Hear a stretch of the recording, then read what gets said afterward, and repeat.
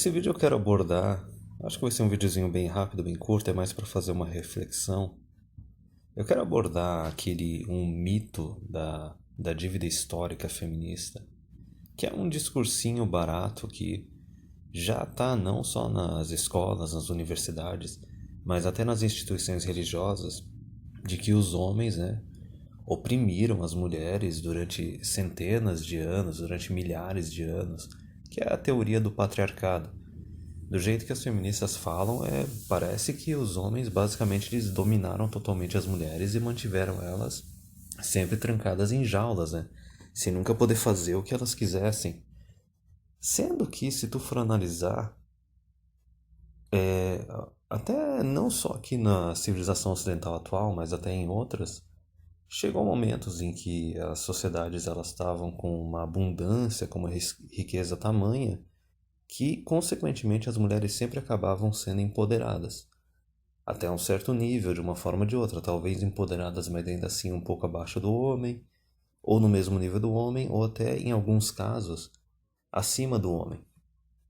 E tem aquele quote, aquela imagem clássica já conhecida da Camille Paglia, que ela fala, né, que os homens eles se sacrificaram pelas mulheres e pelos filhos, pelas famílias, durante séculos, durante milênios, só que tu nunca escuta isso na retórica feminista.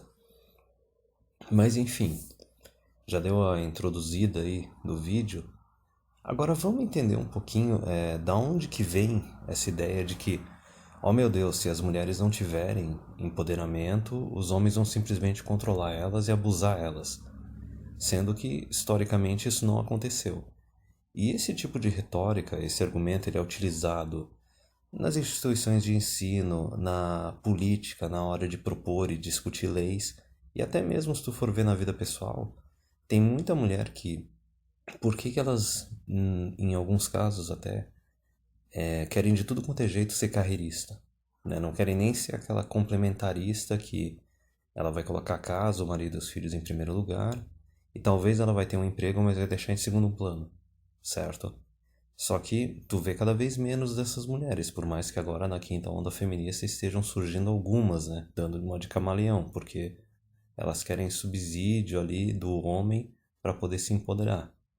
Mas enfim, essas mulheres não só da geração atual, mas dos últimos aí 50 anos, elas não querem abrir mão de jeito nenhum da carreira e dos estudos delas, porque elas acham que se elas não tiverem como se manter e tiverem que depender só do marido, o marido vai automaticamente abusar dela, certo?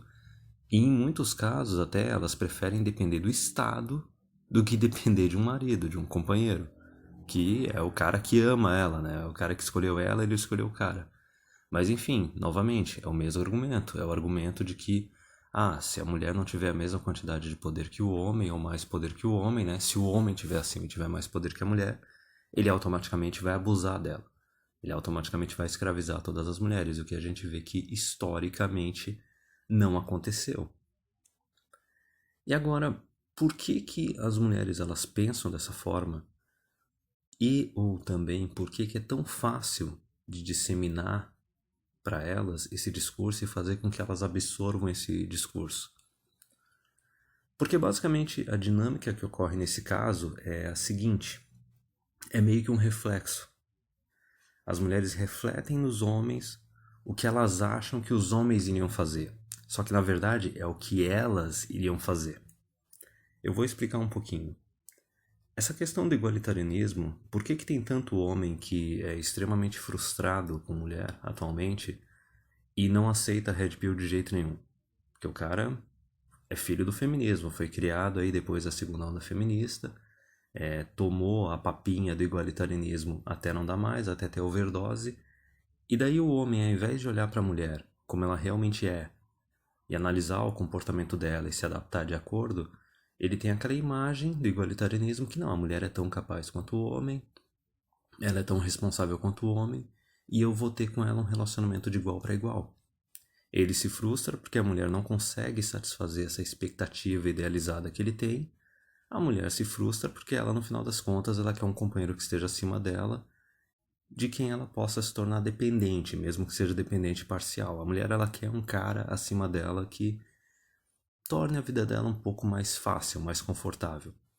Então veja bem, aí é o homem achando que a mulher está no mesmo nível que ele, porque é o homem da geração atual, né, filho do feminismo, que está refletindo essa imagem da mulher, sendo que a mulher não é bem assim. E agora vamos rebobinar. Por que que as mulheres elas têm essa ideia de que se o homem tiver mais poder do que elas, ele automaticamente vai começar a oprimir todas as mulheres? Novamente, vendo que historicamente isso não aconteceu. As mulheres não tinham os mesmos poderes e os mesmos direitos que os homens, porém elas eram e sempre foram uma classe protegida, certo? Mesmo que elas não tivessem direitos políticos, elas tinham privilégios, elas tinham proteções. Mas vamos lá. Por que que as mulheres elas acham que se elas não tiverem a mesma quantidade de poder que os homens ou mais poder que eles, elas acham que os homens vão simplesmente começar a oprimir elas? Porque elas estão refletindo. Elas estão refletindo nos homens o que elas fariam com os homens se elas tivessem mais poder do que eles. E notem que eu usei o termo fariam, porque esse seria o argumento de uns 70 anos atrás, antes da segunda onda feminista. Então vamos trocar o fariam pelo que elas fazem. Porque se tu pegar agora 2019, depois de aí 60, 70 anos desde que teve a segunda onda feminista, as mulheres, para todos os efeitos, elas são a maioria do eleitorado e elas possuem mais direitos que os homens. E o que que as mulheres estão fazendo com os homens nos países da sociedade ocidental? Reflitam aí. Elas estão ou não estão oprimindo os homens e transformando eles em cidadãos de segunda categoria? Que nem o Rolo Tomassi fala, né? Elas dividem os homens entre os reprodutores e os bois de carga. A gente pode desenvolver um pouquinho da regra 80-20 aí, mas veja bem, por que que elas acham automaticamente que se elas não tiverem poder, mesma quantidade de poder que o homem ou mais poder que o homem, eles vão oprimir elas? Porque isso é o que elas fariam, e é isso que elas acabam fazendo quando elas são empoderadas.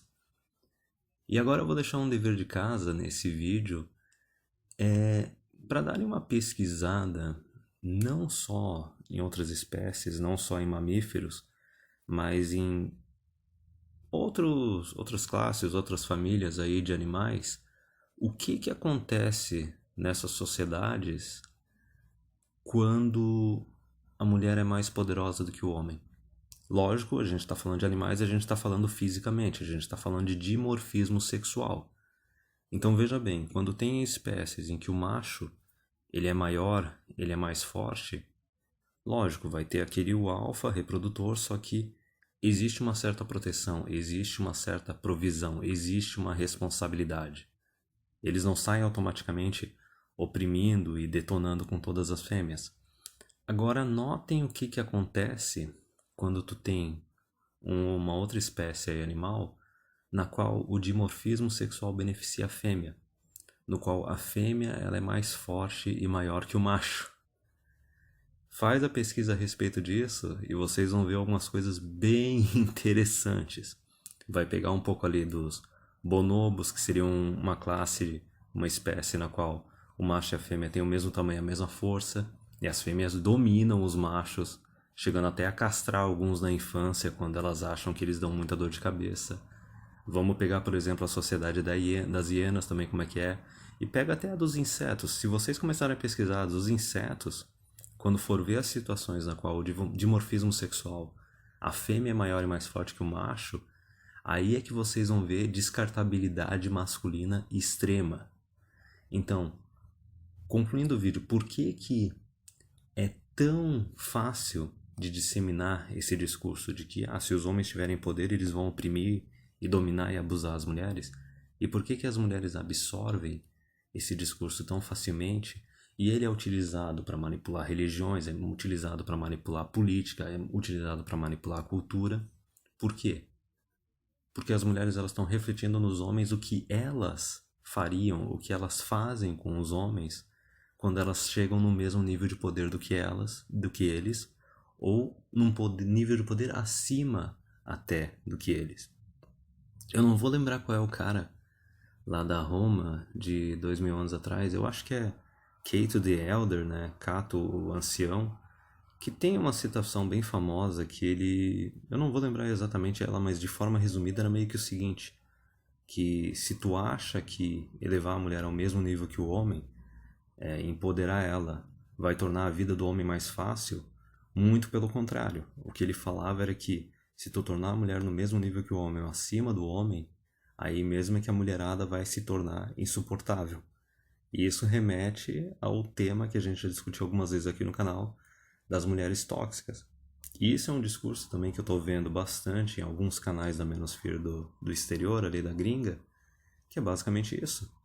Quanto mais tu empodera as mulheres, elas se tornam mais ariscas e elas se tornam mais infelizes.